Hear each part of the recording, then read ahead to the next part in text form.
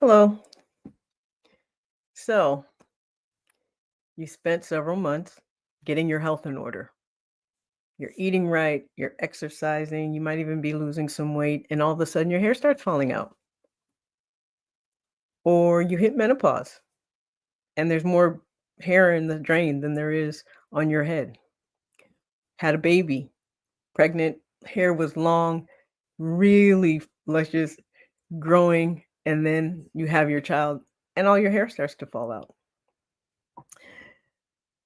Or you have finally landed that perfect job. And then within a month, you start noticing your hair's thinning.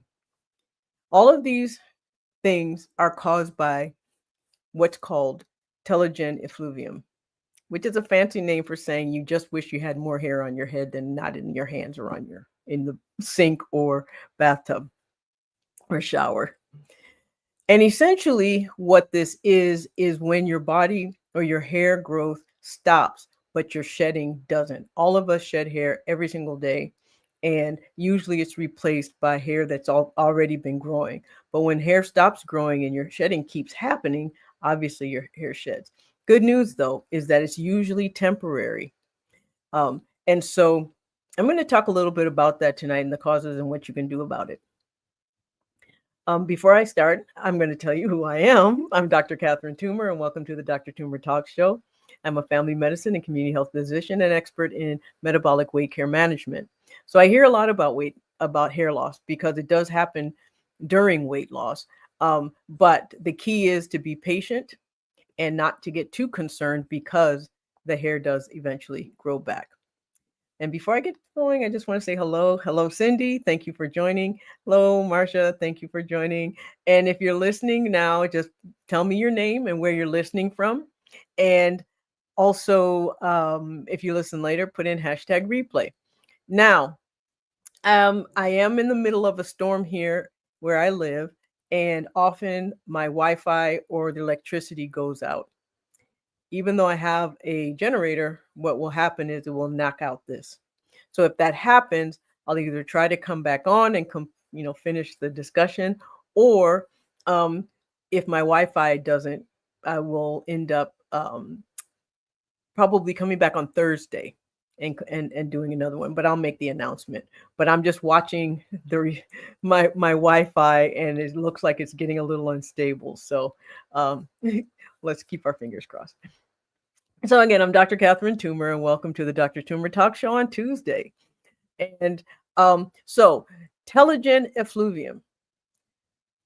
And what is that? And I'm going to put this up so you can see it. So essentially, when our hair grows, it goes through phases. The anagen phase is basically when our hair is the blood vessels to our hair is really strong. The hair bulb area where our hair grows is nice and healthy and full. And then our hair keeps growing through our skin, which is what you see, the epidermis and the dermis. And essentially this is a little muscle. But what happens when we go through menopause, lose weight, little bit of nutritional changes, stress changes, then we sometimes go through what's called a catagen phase. And what that means is that your hair starts to lose its fullness. The bulb that actually where your hair grows starts to shrink. And that's what this is. And what that means is that your hair is no longer growing. The telogen phase is when the hair actually starts to fall out. There's nothing anchoring the hair to your scalp anymore. And that's what this is. This is your scalp. So, but the good news is that right behind it, new hair starts to grow. And so it's not a permanent condition. It's alarming. It's not something we like. It is something we definitely notice, but it is temporary. Now, the way that you prevent it are few, because it's really sometimes unavoidable. Now, you can reduce your stress. I talk about stress a lot and the effect it has on the body. But when it comes to shifts in hormones, usually even replacing your hormones does not stop this from happening. And during weight loss, sometimes this is nutritional. So we all know how biotin, we hear a lot about biotin and how biotin helps with hair growth. So eating and is helpful, but under eating is harmful. So when you're losing your hair, always look at your nutrition first. Then look at your nutrition, look at your stress levels, and look at your hormones, because those are the most common reasons that people start to shed hair. Now, this is not to be confused with alopecia areata, which is an autoimmune disease. That's where you get like bald patches, where it's just smooth, your hair just completely falls out and it doesn't start growing back. So that is different. Although this is considered a form of alopecia, when we say alopecia, we generally are meaning alopecia areata. So clearly, whenever you have anything in your body and you want to stop it or reverse it, you always address the cause. And sometimes the cause is, like I said, hormonal, stress related, or it can be nutritional. But once you've addressed the cause, then your hair grows back. Well, it grows back anyway, but it grows back faster if you address the cause. Now, there are some things that you can do also that will help speed this along. Minoxidil is one. Now, there are over-the-counter minoxidils. Here in the United States, it is called Rogaine, or it's a generic form of Rogaine. And what that is, it's a drop or a foam, but it's topical. And you put it on your skin and it stimulates hair growth. There are other prescription strengths of minoxidil, and often they're mixed with other things like anti-inflammatories or growth stimulators, like cellular growth stimulators, and those can be put topically as well.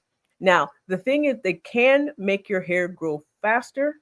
However, if you stop using it, what it does is your hair goes back to the old rate of growth. So you may end up having hair thinning again once you stop using it. And so I was just saying, hope you stay safe. Barbados weather today here, the heat is almost unbearable. Yeah, we're actually cooling off here in the southeast. So it's not as bad as it has been. The other thing that can help with this is reducing any type of hair manipulation that stresses the hair follicle.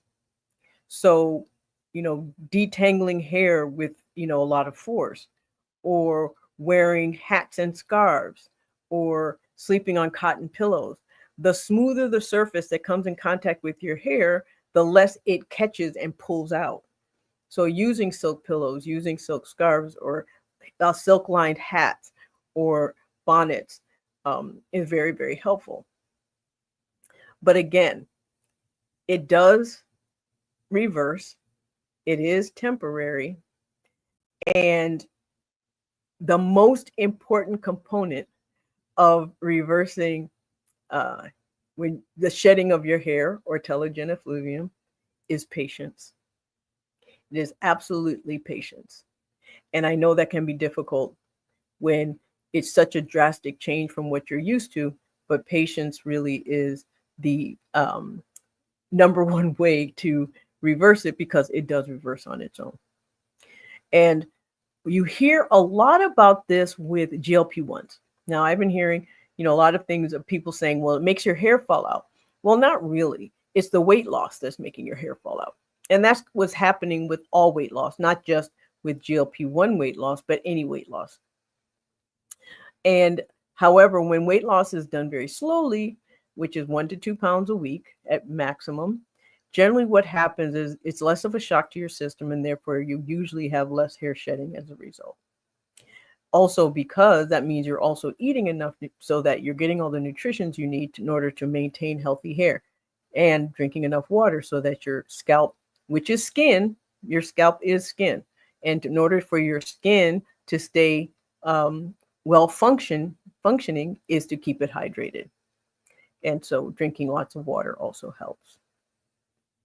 So I know this is really short and sweet, which is how I used to do them. They used to be like 15 minutes long, and then they just kept getting longer and longer. But if you have any questions, you can put them in the chat. If you think of questions later, you can write to me at help@drtumor.com, or you can leave a comment after this video or any of the videos on YouTube, and I will respond. And so I'm just going to read a few questions. So would it be wise to refrain from chemicals or just take extra special of the care? Chemicals can damage hair anyway. It's just a good idea to stay away from anything that can cause your hair to become more fragile or friable and to damaging. So yes, avoiding chemicals is can be helpful.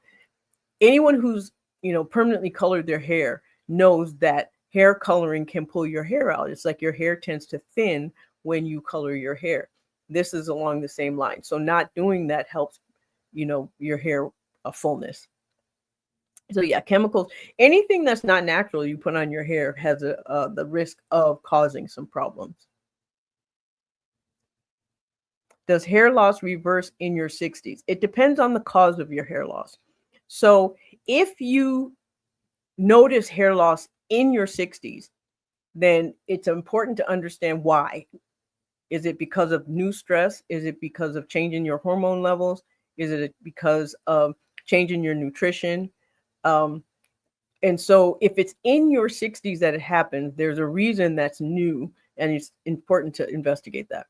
Now, if it's something that started in your 40s, and as you've gotten into your 60s, and it's still your hair hasn't gone back to how it was when you were younger, which is pretty common, then usually you need some type of help to do that.